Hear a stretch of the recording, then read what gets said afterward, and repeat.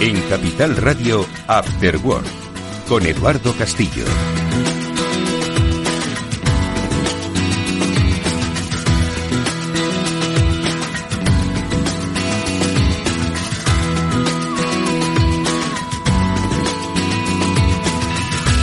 ¿Qué tal, amigos? Muy buenas tardes y bienvenidos a este programa. Es el Cyber After Work, es el programa de ciberseguridad de Capital Radio y que forma parte de las diferentes temáticas que desde el After Work de esta emisora desarrollamos cada tarde para haceros compañía y para compartir conocimiento, el que ponen sobre la mesa los expertos en cada materia, y que lo único que pretenden es haceros reflexionar sobre si las decisiones que tomáis en vuestro día a día no vais a saber si son correctas o no hasta que las toméis, sino que están por lo menos fundamentadas en el conocimiento. Que luego sean correctas o no, eso solo lo dirá el tiempo. Bueno, pues como siempre nosotros vamos a pretender analizar lo que está sucediendo a nuestro alrededor, siempre desde una mirada económica, desde una mirada tecnológica, y lo hacemos con las personas de referencia, como decimos, en cada sector. Y en este sector sí hay dos personas que son referentes en la comunicación, en el conocimiento, en la interpretación sobre cómo va el mundo de la ciberseguridad. Hoy un mundo que nos afecta a todos y que cada vez va teniendo mucho más impacto en los ciudadanos, no solo en las empresas. Ellos son Pablo Sanemeterio y Mónica Valle, a los que una temporada más se asoman a estos micrófonos para acompañarnos en la interpretación de este fascinante e inquietante mundo. Mónica Valle, muy buenas tardes. Muy buenas tardes, Edu, buenas tardes a todos y bueno, un placer como siempre renovar esta temporada. Empezamos septiembre y lunes de septiembre de la mejor manera posible, hablando de ciber. Un lunes de septiembre hablando de ciber, claro, en el que hablaremos de muchas cosas con Pablo Sanemeterio. Pablo, ¿cómo estás? Muy bien, Edu, pues como bien decía Mónica, encantado de volver a empezar una temporada más. Aquí el verano ya llegó, ya se fue, pero volvemos nosotros a hablar de ciberseguridad, que es lo que más nos gusta. Bueno, ¿qué es lo que vamos a hacer? Un saludo para todos aquellos que nos escuchan en directo, un saludo para los que nos estáis escuchando ahora a través del podcast. No pierde actualidad, aunque de actualidad vamos a hablar, pero sobre todo deciros que vamos a seguir con nuestra línea en la que vamos a tratar de analizar con los expertos, no solo con Pablo y con Mónica, sino los que forman y formáis parte de las empresas, los que sois expertos independientes, los que formáis parte de la academia, sobre hacia dónde evoluciona la ciberseguridad. Sobre todo para que podáis, pues interpretar los desafíos a los que nos encontramos, los tecnológicos, los humanos y los empresariales, porque esta temporada, además de, por supuesto, hablar de los diferentes sucesos, episodios que se producen y que son cada vez más en empresas de referencia, vamos a empezar a hablar de el mundo empresarial, de la economía que hay en torno al mundo de la ciberseguridad, y no la economía que hacen los malos y que es mucha, sino que al final este es un sector pujante donde hay además muchísimo talento español, donde hay muchas empresas españolas y sobre todo donde hay mucho movimiento, y de esos movimientos, de esas actualizaciones, de esas actualidades económicas os vamos a hablar también en esta nueva temporada. Creemos que es importante poner en valor eso, precisamente la economía de la ciberseguridad. La economía real, ojo, porque ya sabéis que esto no es una moda, esto es una obligación, pero hay quien cree que es una moda y se sube a esos carros. Quien se sube al carro por ser una moda acaba siendo pasajero, ¿no? Pero nosotros vamos a hablar de cómo va a evolucionar este sector empresarial, que Pablo, Mónica, yo creo que cada vez ocupa muchas más portadas, no solo ya de incidentes, sino también de lo que es movimientos económicos, ¿no?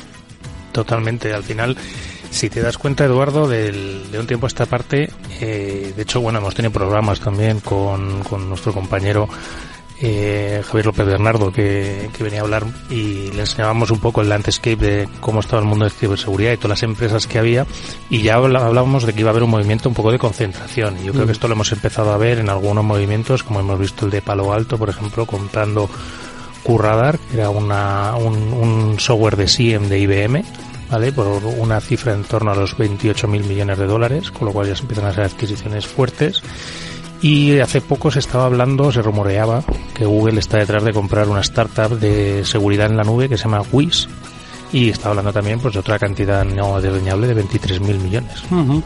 Mónica, y además estamos hablando también de que empresas multinacionales quieren ampliar mercados. Antes de terminar la temporada pudimos conocer a los expertos de Integrity, a los que acompañamos en su puesta de largo aquí en España a través de su Security First, un mercado que junto con el italiano es con el que iban a empezar a desarrollar. Es decir, que estamos viendo ampliación de mercado porque hay pues oportunidades, ¿no?, en el sector. Sí, muchas oportunidades y mucho interés. También se ven distintas tendencias y desde luego que la tendencia es esta, ¿no?, de grandes empresas adquirir precisamente otras compañías, otras startups que sean hiperespecializados. Es decir, pues yo creo una empresa, la hago crecer, me hiperespecializo en algo muy concreto en el ámbito de la ciberseguridad, que lógicamente es muy bueno especializarse porque cuanto más sepas de algo, mejor vas a ser. Y luego estas grandes compañías, pues al final adquieren una cartera de productos muy amplia para ofrecérsela a sus clientes, que es lo que es muy interesante para ellos. Bueno, pues de economía vamos a hablar en los sucesivos programas, no solo de las oportunidades que hay, sino de los movimientos que se producen y sobre todo de la, yo creo que puesta en valor del talento español, de la empresa española, que es tan talentosa que vienen de fuera y la compran, claro. Entonces, bueno, pues eso al final también determina pues un mercado que acaba afectando. De momento no vamos a dar opiniones, aunque ya las daremos a lo largo de los próximos programas. Bueno, pues ¿qué es lo que vamos a hablar nosotros hoy? Pues yo creo que un poco del estado del arte. En verano han pasado muchas cosas y nosotros las hemos concentrado, y de eso hablaremos a lo largo del programa, Pablo, Mónica y el servidor, las hemos concentrado en tres áreas que creo que son importantes. La cantidad de brechas de seguridad que se han producido. ¿Os acordáis que arrancamos el año natural, no la temporada radiofónica, el año 2024, hablando de inteligencia artificial, mucha inteligencia artificial, y sin embargo parece que son protagonistas las brechas de datos, las brechas de seguridad que se producen en grandes compañías, en instituciones. Nos fuimos de vacaciones con los episodios vividos por varias compañías del IBEX aquí y volvemos con varias compañías internacionales de primer nivel que también han sufrido. De eso hablaremos ahora en Noticias. Pablo, Mónica. Totalmente. Al final, bueno, hablamos mucho de inteligencia artificial porque ha sido, yo creo, el tema y la revolución en los últimos 2 años, y se genera una gran cantidad de expectativas alrededor de cómo va a funcionar la inteligencia artificial, cómo nos va a solventar la vida, cómo nos va a ayudar, pero luego, al fin y al cabo, nos damos cuenta de que los malos siguen entrando por las formas más sencillas y por las puertas más inverosímiles muchas veces de lo sencillo que es. Sí, efectivamente. Este año siempre se ha dicho que iba a ser el año de la inteligencia artificial y así ha sido, y también en el ámbito de la ciberseguridad, que se ha relacionado mucho. Pero justo mientras hablabais digo, mira, me voy a meter en Google Trends a ver cómo va la tendencia de inteligencia artificial. Y va bajando, ¿no? ¿Por qué? Porque al final ha habido un hype, ¿no?, al principio del año, pero la gente, bueno, pues ya ha jugueteado un poco con las herramientas de inteligencia artificial, ya se ha descargado la aplicación, ya ha utilizado la imagen, el texto, el chat GPT, y ahora, bueno, pues ¿qué queda? Como bien decía Edu, las brechas de seguridad siguen, continúan, y eso no es que sea una tendencia, sino que es una realidad. Por eso hay que seguir hablando de eso para... En compañías, ojo, que estoy seguro que tienen unos niveles de securización importantes. Sí, por supuesto. Tienen CISOs, que trabajan con proveedores, con partners, y sin embargo siguen todavía sufriendo incidentes de ciberseguridad que ponen en riesgo los datos de sus clientes y, por tanto, reputación, multas y operatividad, y propia operatividad. Bueno, pues este es uno de los temas que hoy vamos a tocar. Lo haremos en nuestra sección de noticias, pero otro de los temas es también otro de los temas de nuestro tiempo, que es el de la privacidad, el anonimato, las redes, Telegram. Pablo, ¿cómo lo has vivido? Pues a ver, yo creo que periódicamente vamos viendo movimientos inquietantes, en el sentido de que cada vez se intenta trabajar más en desmontar ese anonimato o esa privacidad en Internet, que ojo, que ya somos bastante vulnerados en la parte de privacidad, que nos hemos convertido en el producto dentro de muchas aplicaciones, pero parece que nunca es suficiente, siempre queremos llegar a un punto más, y me resulta bastante inquietante, sobre todo los movimientos. Además es que toca un poco con la polémica muchas veces también de la sociedad, de determinadas personas, pero que además esas personas que han estado en algunos casos comentando o haciendo comentarios inadecuados o de odio, etcétera, muchos casos no se han cubierto ni siquiera con el anonimato. Pero bueno, en base o apalancándose en estas noticias, siempre andan diciendo, pues eso, que en redes sociales no puedas tener, ni que tengas que ser siempre tu nombre y apellidos, tu identidad, casi como tu DNI, para poder opinar.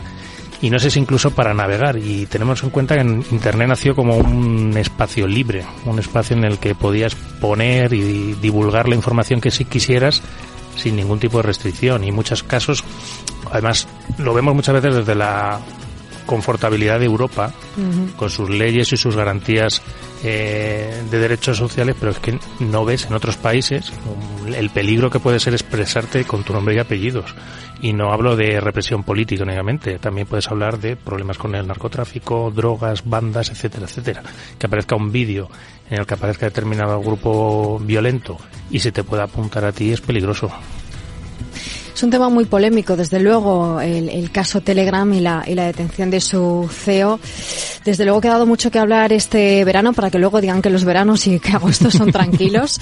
Y hay dos vertientes, ¿no? Por un lado, el tema de la privacidad, que es muy complicado porque al final siempre se intenta agarrar un caso así, ¿no? Para decir, pues ya vamos a poner un DNI digital en Internet, nombres y apellidos en redes sociales, etcétera, que esto desde luego es muy peligroso y puede sentar precedentes que no queremos ir por esa línea, ¿no? Pero por otro lado es cierto que hablando con profesionales que trabajan con cuerpos policiales, que trabajan en investigaciones y demás, dicen, bueno, en realidad este caso hay que mirarlo por otro lado, ¿no? Hay que mirarlo en el sentido de que Telegram no está colaborando en determinadas investigaciones, pues estamos hablando de ciberterrorismo y temas muy graves, y que, oye, que al fin y al cabo es un juez el que va a solicitar esa orden, que no debemos alarmarnos en estos casos y que deberían colaborar. Entonces, desde luego que es una discusión, un tema, un debate interesante, ¿no? Además es un tema polémico porque, fíjate, Apple también con el caso de del FBI, que no colaboró ni para atrás. Exacto, pero es que al final ellos están defendiendo también, oye, nosotros somos un teléfono que protegemos tu privacidad,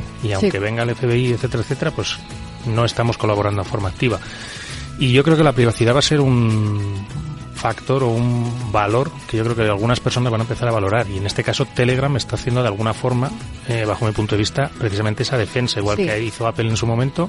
Telegram está haciendo determinante, su valor determinante. Bueno, pues luego hablaremos de este caso con más detalle y sobre todo porque lo tocamos en un programa de ciberseguridad. Podríamos hablar de un programa sobre vida digital, ¿no? Y sobre cómo está cambiando, ¿no? Pues el derecho a la privacidad y sobre todo pues la legislación, ¿no? Las leyes, ¿no? Que están haciendo sobre el control de la identidad y del contenido, ¿no? Entonces, ¿por qué lo metemos en un programa de ciberseguridad? Lo veremos. Por cierto que nuestra tercera pata de reflexión hoy será pues la que...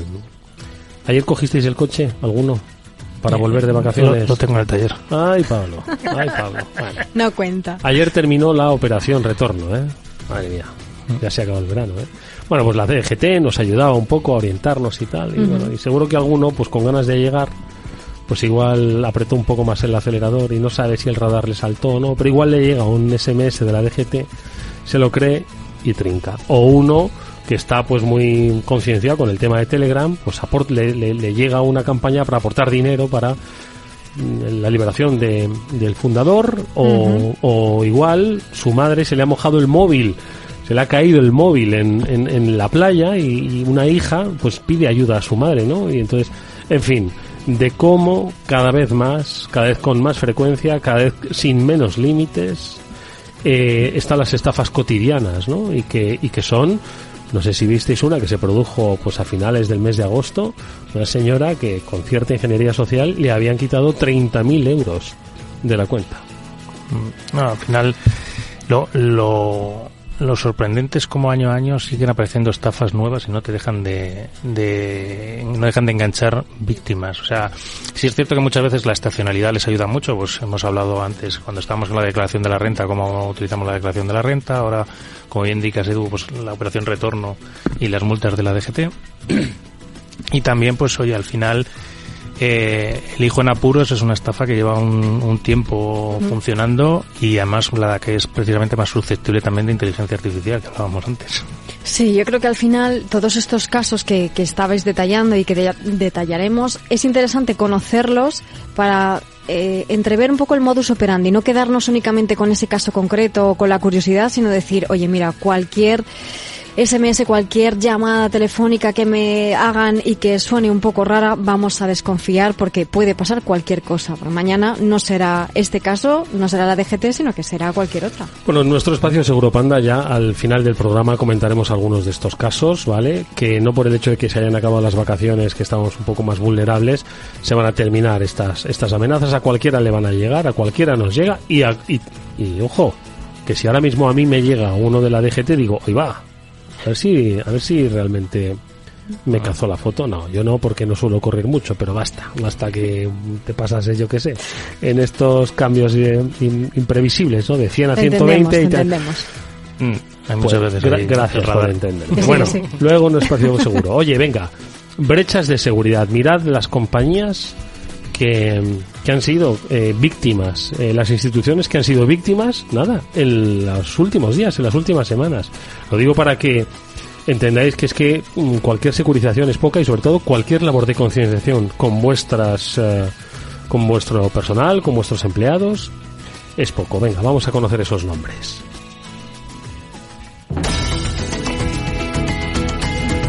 Y yo pues no sabría por cuál empezar. Aleatoriamente. No hay más ni menos. Es que hay de todo. Hay instituciones culturales, hay compañías de distribución, hay petroleras, países petroleras. A ver, ¿cuál es el que más os ha llamado la atención, Pablo?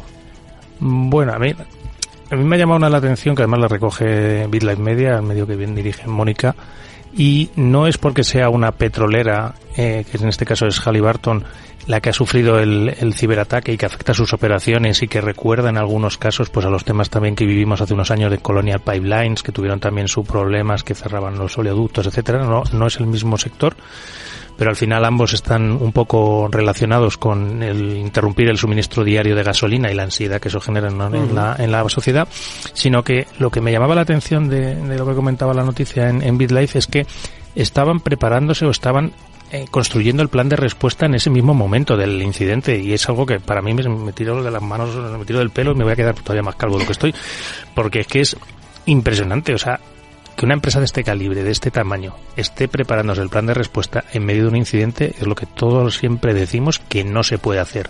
En el momento de un incidente ya no puedes improvisar. Tienes que haberlo tenido preparado y estar funcionando sobre el guión que ya tienes previsto. Puede que te salgas un poco más, un poco menos, pero tienes que tener un guión. No puedes estar llamando a gente para que te ayude en el momento del... Creo que es muy acertado lo que dice Pablo. Plan de respuesta. Es que la gestión de un ciberincidente no solo es evitarlo y darle esa cultura de ciberseguridad, sino estar preparado para levantarte del inevitable incidente. Mónica. Sí, de hecho, antes estabas comentando, oye, todas estas empresas, grandes empresas, tienen ciberseguridad y son maduras, desde luego que lo son, y yo no dudo de que ella lo tenga, ¿no? De que esta empresa, lógicamente, tenga su plan de ciberseguridad, pero ha fallado en la respuesta, porque al final todos saben que en algún momento les va a tocar, que les están constantemente lanzando intentos de ataque, y al final pues tener ese plan de recuperación y de continuidad de negocio también pues es fundamental, porque volver a la operativa lo antes posible e incluso aprender de esa situación es lo más importante. Ya hemos dicho muchas veces que ese plan de respuesta implica muchos aspectos, muchos niveles, no solo los legales,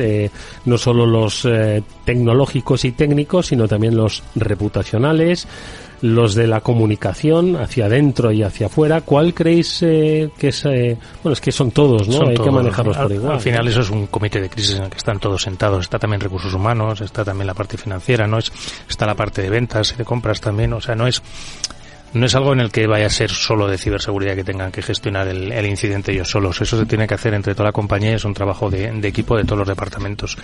Además, me hace gracia lo que comentaba Mónica, dice que las empresas periódicamente están recibiendo ataques constantemente. Nosotros que tenemos el servicio de protección de páginas web, el Bapase Web Protection, en el que es un servicio gestionado y que nosotros nos encargamos de darle esa seguridad a las páginas web, que son esas grandes olvidadas de muchas compañías, no sabes la de ataques que vemos a diario. Y es súper, entre comillas, divertido ver cómo se repiten de un sitio, de un cliente a otro, y nosotros, bueno, intentamos que esa protección vaya desde el primer momento que vemos el ataque, que pase a todos los clientes. Sí, se olvida yo creo que la parte técnica en el plan de continuidad o en el plan de recuperación de crisis lo tienen más claro, y lo que se ha olvidado un poco más quizás es la parte reputacional, porque es verdad que, bueno, pues ya sabemos los que trabajamos en el campo de la comunicación que es un poco lo que se deja para el final, ¿no? Bueno, ya. Y luego es cierto que influye muchísimo, pero influye también en todos los ámbitos de la empresa. Y lo que también, otro apartado que está importando mucho y cada vez más, es el apartado legal. Todo lo que puede suponer a nivel normativo, porque cada vez hay más legislación que afecta sobre todo a este tipo de grandes empresas y más a las estructuras críticas que tienen que cumplir, y si no, pues pueden sufrir sanciones muy importantes. Estaba pensando, perdona, Pablo. No, te iba a decir que nosotros, por ejemplo, hemos empezado a trabajar hace poco con un cliente y te veas, la parte de ventas es la que se ve perjudicada cuando su página web no está activa. Claro. Al final tienes que estar, o sea, es que son todos los departamentos, no hay uno solo que te vayas a quedar el de ventas tranquilo, ¿no? Es que si nosotros no funcionamos, el técnico no funciona, tú no vendes y ya no tienes tu cuota comercial resuelta. Fíjate que en una empresa más grande o más pequeña se puede llegar a entender, ¿no?, que hay que tener un plan de respuesta, y yo estaba pensando, fijaos, en esas pequeñas empresas que han sido atacadas y les están pidiendo un rescate, les han bloqueado, les han robado incluso los datos. Imagínate que son 50, 100 empleados, 200 empleados o 3.000 empleados. La comidilla que está habiendo dentro, esa falta operativa, no saben si van a recibir las nóminas. Creo que es importante que cualquier empresa de 10, 50, 200 o 1.000 empleados tenga esa capacidad de respuesta ya planificada, prevista, no solo con sus informáticos que levántanos los ordenadores para que podamos trabajar, sino también, lo que dice Pablo, recursos humanos, el aspecto, el gabinete legal de la compañía, todos, o sea, tienen que ponerse las pilas, y si no saben hacerlo, que paguen a empresas que se lo van a hacer, ¿no? Sí. Además, has dicho algo clave, que son los empleados, que muchas veces nos olvidamos de los empleados. Hombre, que son los que más comunican de una empresa, porque al final van a salir a la calle después de la oficina, van a contar lo que ha pasado. Tal cual. Entonces, al final, si tú les informas, les mantienes involucrados y también les has ido formando a lo largo del tiempo y les has explicado, oye, mira, esto puede pasar. De hecho, ¿por qué no explicarles, que es algo que nosotros también hacemos, lo que es un plan de continuidad de negocio y por qué es tan importante y qué papel tiene el empleado en ese plan, que también tiene un papel importante? Tiene un papel muy importante. Yo recuerdo el ataque a WannaCry en Telefónica, no sé si os acordáis. ¿Cuántos empleados visteis hablando en medios de comunicación? Uh-huh. Porque hubo unos cuantos. Subiendo en cada fotos. Diario, subiendo fotos, compartiendo en WhatsApp, los audios de la megafonía. Es algo que es básico para cualquier empresa. Cuando hay un momento de crisis no se habla con los medios de comunicación, solo habla el departamento de comunicación. Sí. Y las redes sociales son medios de comunicación masivos. Exacto. En este sentido. Bueno, esto es lo que ha pasado, lo destacaba Pablo, en Halliburton. Otra compañía, distribución, esta ocasión lo cuenta el diario El País. Alcampo sufrió un ciberataque hace 3 días. Uh-huh. Decía la compañía que no había afectado a filtración de datos, pero que sí que comentaba la noticia que estaba afectando a su operativa normal. Bueno, pues en este caso, una compañía de distribución, tú imagínate lo que puede pasar, ¿no? Los que están registrados ahí, si se filtran los datos, la propia operativa, ¿no?, del supermercado online, la propia gestión logística, es decir, que es que son muchos frentes, ¿no?, que tiene una compañía que cuidar, porque se pueden ver afectados, ¿no?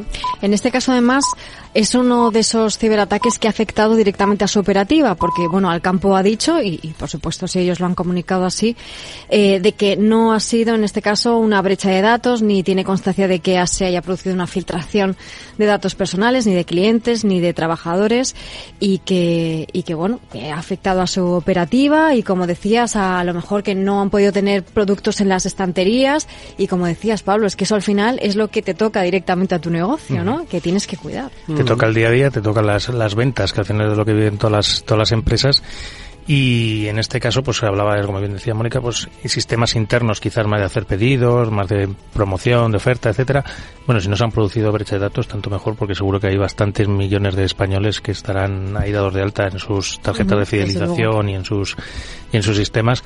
Llevan sin tener mucho que ver, me estaba acordando también de la de Mercadona, que está también con el tema de las piñas y en las horas de recitar, que ya están empezando a tener otro tipo de negación de servicio, de negación de servicio física. Es justo lo que te iba a decir. Sí, ¿verdad? La muchachada que está Con las hormonas disparadas. Eso es un ataque físico. Una denegación de servicio físico. A ver, pero nos sirve para que la gente entienda muchas veces lo que hablamos de denegaciones de servicios en servidores web.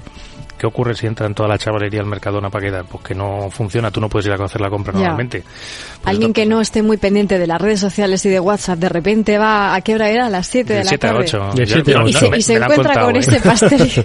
Hay que llevar una piña de 7 a 8. Últimamente la gente come muchas piñas. Madre mía.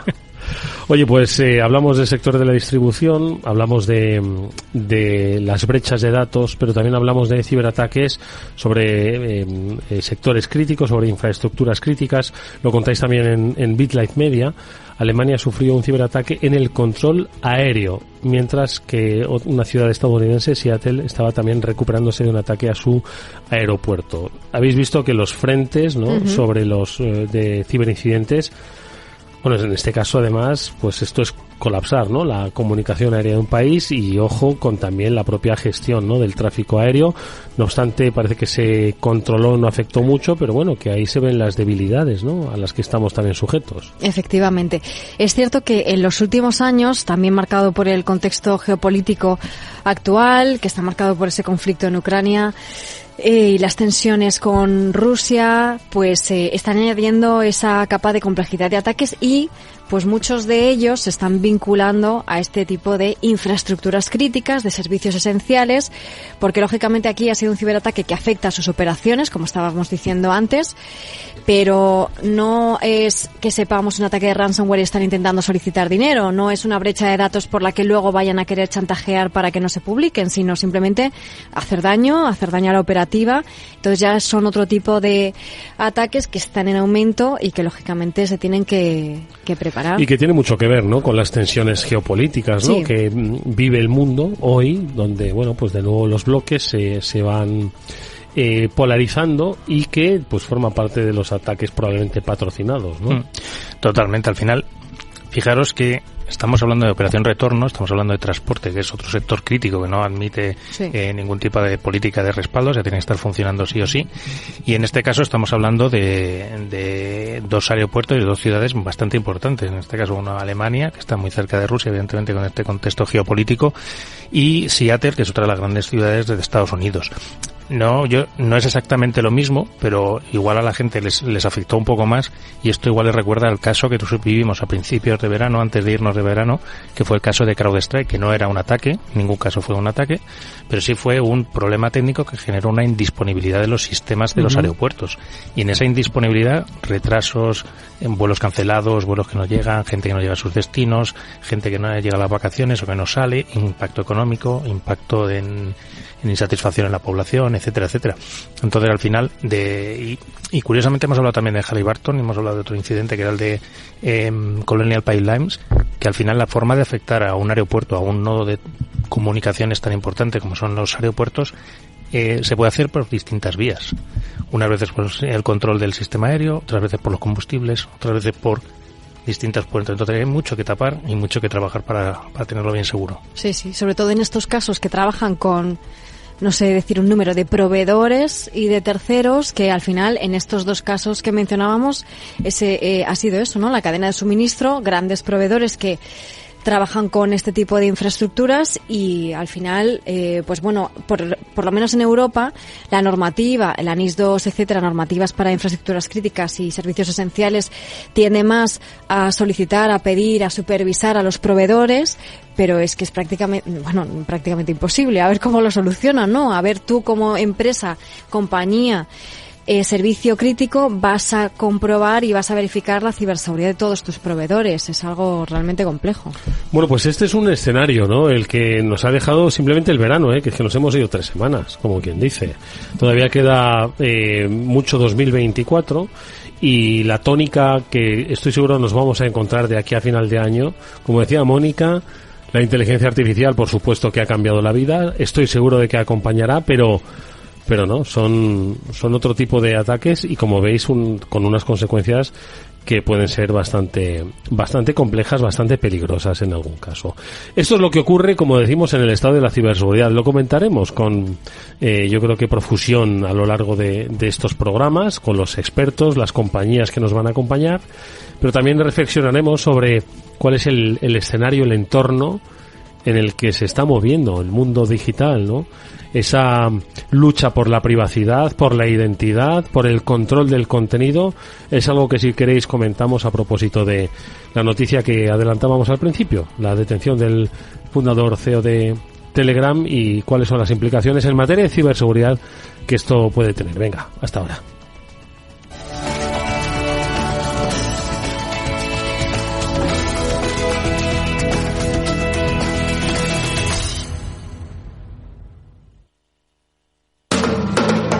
Capital Radio. 10 años contigo.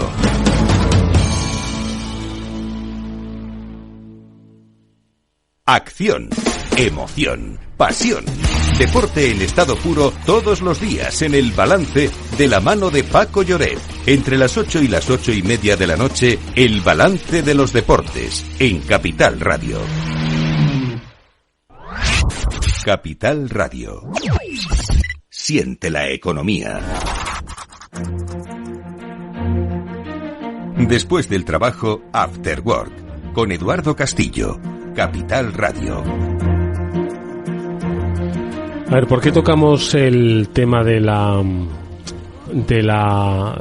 detención del fundador del CEO de Telegram en un programa de ciberseguridad? Ha habido mucho debate en las redes, ¿no?, sobre pues las consecuencias que puede tener esto, ¿no? Sobre todo, pues eso, para lo que reflexionabais un poco hace unos instantes, ¿no? La propia identidad de gente que puede difundir ideas gracias precisamente al anonimato por las leyes, ¿no?, que les perseguirían en sus países, etcétera, etcétera. Pero también se genera, pues, oye, un círculo, ¿no?, de opacidad, ¿no?, que podría promover pues los delitos telemáticos o las economías sumergidas, no vinculadas al narcotráfico, la venta de armas, al ciberterrorismo. ¿Por qué lo traemos a colación en este programa y no lo dejamos solo en el debate digital?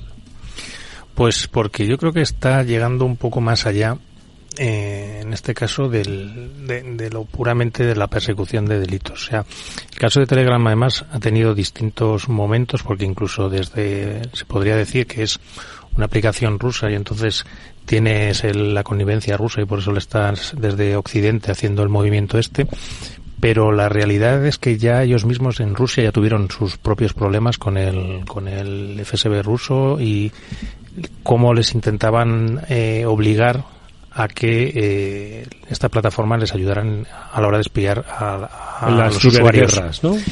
A ver, al final, nos gusta o no, las plataformas tipo WhatsApp, Telegram, etcétera, se han convertido en un sitio donde se puede compartir información y se pueden utilizar para delitos, evidentemente, pero yo creo que al final los estados están queriendo meter mucho las narices para intentar tener control de masas. Son aplicaciones que son muy interesantes para aplicación y control de masas.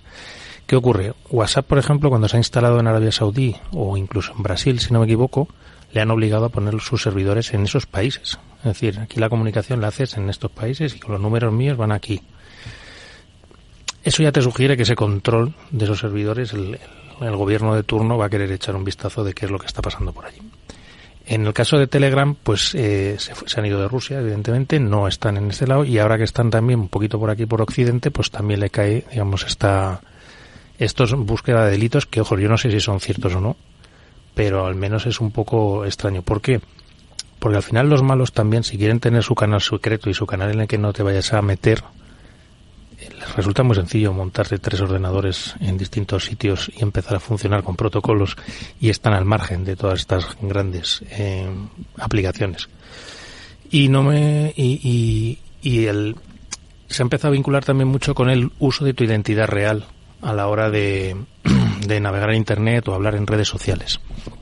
Esto, junto con que no hemos hablado de ello en el programa, pero una ley muy divertida que hubo aquí en el gobierno español con respecto a la navegación en sitios pornográficos, que entiendo que tenía un buen motivo inicial de prevenir la navegación pornográfica de menores, pero tenía ahí una segunda derivada en la cual te daban a ti 30 tickets para navegar y van a saber tú también cuándo navegabas o dejabas de navegar. Digo, oye, pero no soy un adulto, si quiero navego, si no quiero no navego, y además porque me tienes que restringir a 30. ¿Sabe? Entonces, bueno, sin querer mezclar muchos temas, yo al final el problema yo creo es un ataque quizás a la privacidad que daría a hacernos plantearnos realmente que Internet nació con un espacio libre, un espacio donde puedes publicar información, como hablábamos también al principio, de que no corras riesgos expresando determinadas opiniones o publicando determinados hechos.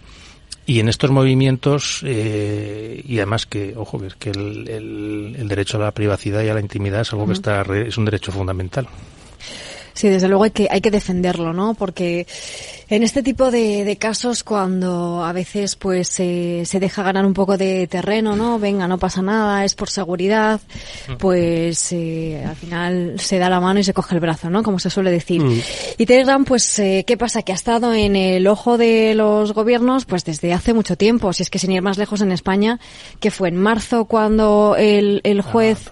El juez Pedraz dijo, oye, vamos a cerrar Telegram porque es que, oye, me han hecho una denuncia varios medios de comunicación diciendo que es que se está difundiendo sin permiso contenido protegido por derechos de autor. ¿Eso es un motivo para que se cierre una aplicación que utilizan millones de personas? Claro, ahí empezó una polémica y un debate también que fue muy interesante en su momento, que yo creo que también colea un poco por eso, ¿no? Porque Telegram, yo creo, ha recibido una campaña de publicidad masiva gracias a todas estas noticias, tanto en su caso en marzo con este tema y ahora también con la detención de su CEO, que le están haciendo el favor de que cada vez más gente se descargue la aplicación para ver de qué va esto, ¿no? Pero en cualquier caso no tenía sentido en ese motivo, por eso también se suspendió esa orden, pero durante unos días todo el mundo pensaba que se iba a bloquear la aplicación y todo el mundo descargándose VPNs y proxies para poder usarla. Entonces... Sí, además la propia aplicación ya viene preparada para saltarse. Sí, viene preparada para esto porque ya prevén que se pueda bloquear, como ya se hace en algunos países, ¿no? Claro, el tema es complejo porque aquí se están entremezclando dos aspectos que nada tienen que ver, pero que descansan sobre la misma tecnología. La libertad de expresión y el derecho a la intimidad y a la privacidad se apoyan en una tecnología que permite esa libertad y esos derechos, pero que también es utilizada por otros individuos pues para cometer delitos, básicamente, ¿no? Y estar fuera de la ley, tanto en el tratamiento de contenidos como en dedicarse, bueno, pues a la gestión de negocios que son delictivos, como puede ser el del narcotráfico, la trata de personas, la venta de armas, la venta de pornografía infantil, etcétera, etcétera, ¿no? Entonces, no sé, sí que es cierto que las fuerzas y cuerpos de seguridad del Estado, cuando hablan de investigaciones de este tipo de ciberdelitos de distintos tipos, siempre mencionan a Telegram como uno de los canales de comunicación, eso desde hace años. Y de hecho, pues también se sabe que ahí obtienen información que les es de utilidad, o sea que es una vía de doble sentido, pero también es verdad que llevan pidiendo mucho tiempo pues esa colaboración que les puede venir bien. Lo que pasa es que claro que hay que establecer bien cuáles son esos términos para no sobrepasarnos, ¿no? Y que se utilice para obtener información que no debería ser más allá de esos casos concretos de investigación que todos queremos que se resuelvan y que no haya ese tipo de cibercrimen, ¿no?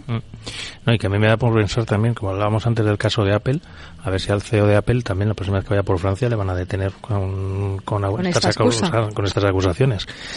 Al final me parece que estamos entrando en además hablaba Mónica que es interesante cuando tú cedes privacidad a cambio de seguridad, te estás cavando tu propia ya no tumba. vuelves atrás y lo que has perdido lo has perdido y ya no lo vuelves a recuperar y de alguna forma pues a ver, evidentemente es algo que los malos están empleando, etcétera, pero que la lucha contra este tipo de delitos se hace en varios planos, no únicamente en el plano cibernético. Evidentemente seguro que les ayuda a tener más información y les es más sencillo, pero es que en el mismo momento en el que ellos empiezan a colaborar y empiezan a obtener información de ahí, los malos saldrán de esa plataforma y se irán a otro sitio, y es un juego un poco de gato y ratón, y ya al resto nos han dejado ya sin privacidad. Lo que está claro es que se está abriendo una era en la que ya está sobre la mesa el debate sobre el control de identidades, la gestión del contenido, ¿no? De los espacios que se han mostrado como quizás los únicos espacios, porque ya no hay, bueno, sí, manifestaciones, sigue habiendo manifestaciones, pero ahora las manifestaciones se producen en los espacios digitales, ¿no? En las redes sociales, que tienen esa misma capacidad, tienen incluso más capacidad de movilización que ver la manifestación en la televisión, como pasaba antes, ¿verdad? Al final se hace para... Entonces yo creo que es un debate que no es nada más que el principio también de una nueva era, ¿no? Y que va a ser aprovechada, sin lugar a dudas, por los que regulan, pues para limitar lo que nunca se ha hecho, ¿no? Que es básicamente pues el flujo de información a través de Internet, ¿no? Que es básicamente la propia esencia de Internet. ¿Cómo creéis que esto va a acabar? Esto ya es una opinión, lo que os estoy pidiendo. Complicado de primera sí posicionarme. Yo creo que, porque además le han puesto una, que ha sido la fianza, 5 millones. 5 millones, 5 sí. millones de... No ya tanto el tema de Telegram, sino en general la privacidad, ¿no? En general la privacidad, a ver, es complejo, te digo porque la mayor parte de las plataformas a día de hoy, la mayor parte de las redes sociales que se utilizan y que utilizan a día de hoy casi todas las personas, tienen un único objetivo, que es perfilarnos y vendernos cosas. Entonces ahí ya casi todo el mundo que está usando una aplicación gratuita está cediendo privacidad y está cediendo sus datos. Yo espero que no acabemos que tengamos que poner nuestra identidad para navegar por distintos sitios y así puedan saber que Pablo San Emeterio navegó el tal día en este periódico, al día siguiente en este otro, su ideología es de este tipo porque está navegando por este tipo de noticias o ha buscado este otro tipo de noticias. Es que, y hablaban precisamente también de cómo en la Segunda Guerra Mundial todos los registros que tenían de personas les vinieron muy bien a los nazis para ir perfilando los grupos a los que iban a estar viendo. Entonces, para mí yo creo que uno de los derechos fundamentales es la privacidad y ese anonimato a la hora de navegar. Y yo puedo navegar por las páginas del tipo que quiera y no dejo de ser Pablo San Emeterio. Y no soy una persona ni mejor ni peor por navegar por distintos sitios. Pero hay alguien que con estas leyes y con estos movimientos está intentando ser capaz de saber por dónde nos movemos. Desde luego, por eso es tan goloso, ¿no? Porque esa información es lo más valioso que puede haber. Y desde luego que tanto sector público, en este caso pues gobiernos, ¿no? Como el sector privado, que la mayoría de las grandes empresas en Internet nos tienen perfilados perfectamente, ¿no? A lo mejor no nos tienen con nombres, apellidos y DNI, pero bueno, casi seguramente, ¿no?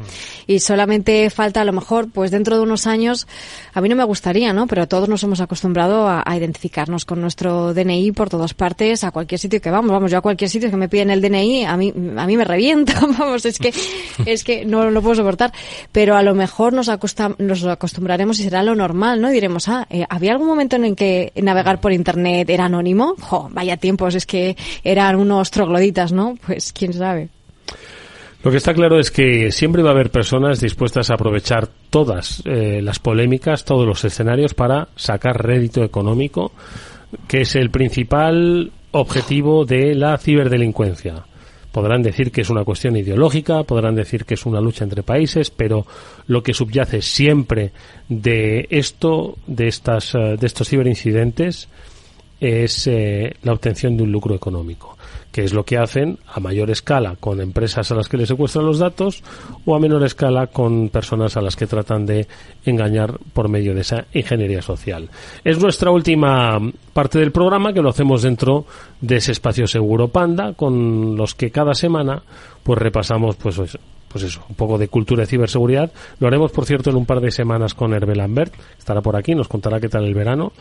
Y en cuanto a ciberseguridad se ha dicho, porque ha habido muchos incidentes, muchas trampas. Estas son las que os vamos a destacar. Espacio Seguro. Todo lo que debes saber para que tu día a día en Internet sea más seguro. De la mano de Panda Security. La verdad es que es impresionante. A cualquiera que le preguntes dice, oye, he recibido una llamada de Argelia, porque ahora los teléfonos, como te identifican los prefijos, ¿no?, de los países, dice, me llaman de Argelia. No lo he cogido, digo, haces muy bien. Digo, a no ser que tú tengas algún familiar o intereses en Argelia, no lo cojas bajo ningún concepto, ¿no? O cuando de repente te escriben, a mí me han escrito, ¿no?, al móvil, me dicen, hola, ¿qué tal? O sea, es un número que tiene como 20 cifras, ¿no? Este tipo de cuestiones, bueno, pues están a la orden del día. Lo que pasa es que no solo son por WhatsApp, sino también son llamadas. La llamada misteriosa, ¿no?, que es algo que detectáis, que habéis detectado en BitLife Media. ¿Y qué es eso de la llamada misteriosa en modo estafa, Mónica? La llamada misteriosa es que suena bien y todo, ¿eh? Encima son nombres muy marketingianos. En este caso es la Policía Nacional la que ha avisado porque han detectado muchísimas denuncias de esta modalidad de estafa. ¿Qué ocurre? Pues que recibes una llamada y entonces, de un número desconocido, como siempre, porque estamos todos recibiendo muchísimas llamadas de números desconocidos y muchos de ellos son spam o posibles estafas, y entonces una voz misteriosa te dice, tengo algo importante que decirte, agrégame a WhatsApp. Y entonces, claro, tú tienes un número de teléfono porque lo tienes ahí en llamadas perdidas y si te pica la curiosidad, coges y le agregas a WhatsApp. Y como te pongas a chatear con esa persona, que no será una persona, que es un grupo de personas que están ahí detrás de ese número, pues ya intentan manipularte, engañarte para conseguir algo. ¿El qué? Cualquier cosa. Si es que no hace falta poner ejemplos concretos. Intentarán engañarte con cualquier ingeniería social para recopilar algún dato tuyo. Oye, ¿tú eras no sé quién? No, yo soy fulanito. Ah, pues me estoy confundiendo. Y al final van consiguiendo datos para luego volver a llamarte y a lo mejor hacerte una estafa mucho más sofisticada con los datos que le has ido dando. Así que, bueno, pues la curiosidad de sabemos lo que pasó con el gato. No, al final en este tipo de escenarios, más decía Eduardo que ha recibido mensaje, que no recibe un mensaje de WhatsApp, además que te permite que tenga foto de una chica jovencita y muy guapa, que te dice, oye, perdona, están mis billetes de vuelo ya listos, y tú así como diciendo, yo no soy. Ay, perdona, que me he confundido, que es que estaba queriendo hablar con mi agencia de viajes. Pero bueno, que hoy que voy a estar por España dentro de poco. Yo, ¿qué Madre tal? mía, ¿Qué todo eso te dicen, Pablo. Sí, todo así en un par de mensajitos. Y dice, ¿cuándo quedamos? ¿Cuándo tal? Dices, chico, yo qué suerte tengo, que no tengo foto de perfil en WhatsApp y ya quiere ligar conmigo. Y en alguna de estas te pide dinero por Bizum porque para necesita, que le pagues el billete, ¿no? O que no tiene taxi, o... Lo que tenéis que pensar es que quizás vosotros y vosotras, obviamente, pues no vais a picar, a no ser que, yo que sé, el corazón en ese momento pues esté un poco tocado, claro. un poco bueno, pero al final siempre tienes un clic. Nunca se sabe, ¿eh? Sí. Pero sobre todo pensad, fijaos en cuando le instalasteis el WhatsApp a vuestro padre o a vuestra madre, ¿vale? Va a pasar igual. Dice, no te preocupes, que esto es muy sencillo. Yo te envío mensajes y tú también, y lo hacen muy bien. ¿Y quién te dice a ti que esa estafa no empieza por ellos? ¿De acuerdo? Por lo tanto, no se trata de tomárselo a broma, ¿no? Como diciendo, vaya, hasta dónde están dispuestos a llegar, sino que es que la ingeniería social es que de esos 100.000 mensajes que envían con un hola, aquí están los billetes, con que una persona se interese, ya es un éxito la operación, porque el coste que tiene enviar un WhatsApp a 100.000 personas es ínfimo. Si esto lo empezamos a ver con el correo electrónico, los primeros casos de fraude por correo electrónico, pero al final hay dos puntos para mí que la gente tiene que estar pendiente de alerta. Ya no es como hablábamos, no es cómo te disfracen la estafa. Hay dos cosas que tienes que tener pendientes. Una, cuando te piden dinero, que ya te tienen que hacer saltar las alarmas de decir, oye, si me está pidiendo el dinero y es mi hijo, voy a llamarle por teléfono, voy a ver si me encuentro, voy a ver qué tal. O si me está pidiendo dinero algún familiar, voy a contactar con él. Y si es una persona que desconozco, chico, por muy bien que te esté yendo el romance por WhatsApp, pedirte dinero es lo que te pedían siempre para que les pagaras el billete y vinieran aquí a conocerte y casarte con ellas.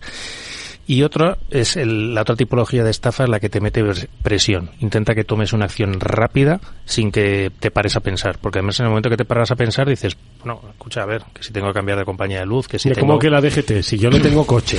La DGT, no, lo que sea, Hacienda, que me deba devolver dinero a Hacienda, si eso no te llaman. Hacienda no te llama para devolverte dinero.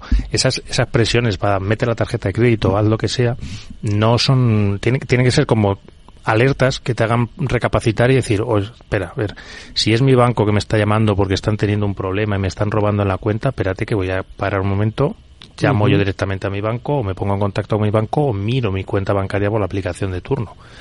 no voy a confiar en alguien por mucho que me esté llamando con un número de teléfono que compruebo que es de la oficina de verdad. Pues es que esto es un business, pero por fortuna se combate. Y esto también lo lleváis en BitLife Media. Se ha desmantelado una red, para que veáis, que solo con ransomware se ha desmantelado en España. Sí, sí. Al año sacaba 35 millones de dólares, que... Oye, que al principio del programa decíamos que íbamos a hablar de operaciones empresariales, de, oye, han comprado por 35 millones esta empresa con talento. Un tío con su talento puesto al servicio del mal ha sacado 34 millones de dólares solo con ransomware, pero por fortuna la policía no la ha conseguido detener. Sí, sí, has visto la imaginación y la creatividad, pero en este caso para el mal. Y bueno, pues también este tipo de noticias que son muy buenas y también bueno comentarlas, ¿no? En este caso, pues esta operación ha sido coordinada por la Guardia Civil y han arrestado a este hombre acusado de ser el creador y administrador de Ransom Cartel, pues que es una de las redes de ransomware más peligrosas del mundo, y estaba en España, en concreto en Estepona, en Málaga, y bueno, pues tiene también atribuidas la creación de malware importantes que han causado, la verdad, que estragos a compañías de todo el mundo durante años. Así que muy importante esta operación, además internacional, con Servicio Secreto de Estados Unidos, con el FBI y otros servicios también de otros países. Y este tipo de operaciones son muy importantes porque al final, bueno, pues es verdad que dice Pablo, van a salir otros, pero oye, poco a poco se van descabezando estas que son grandes y bueno, pues es lo que hay que hacer. Pico y pala. Bueno, pues que sepáis que este es el escenario con el que arrancamos la temporada de este Cyber After Work. Estaremos dentro y fuera porque nos acompañarán y acompañaremos a instituciones, empresas en su actualización sobre el estado de la ciberseguridad que ofrecen a las compañías. Nosotros estaremos allí, estaremos con Pablo Sanemeterio y con Mónica Valle, a las que siempre es un gusto ver tan guapa, tan guapo, tan morenos, tan estupendos después del verano. Bueno, Mónica no muy morena, pero vamos, pero me consta que ha disfrutado mucho. Sí, porque van a pensar que es otra persona, ¿no? Chicos, muchas gracias, nos vemos el próximo lunes. A ti siempre. Venga, hasta mañana entonces, adiós amigos.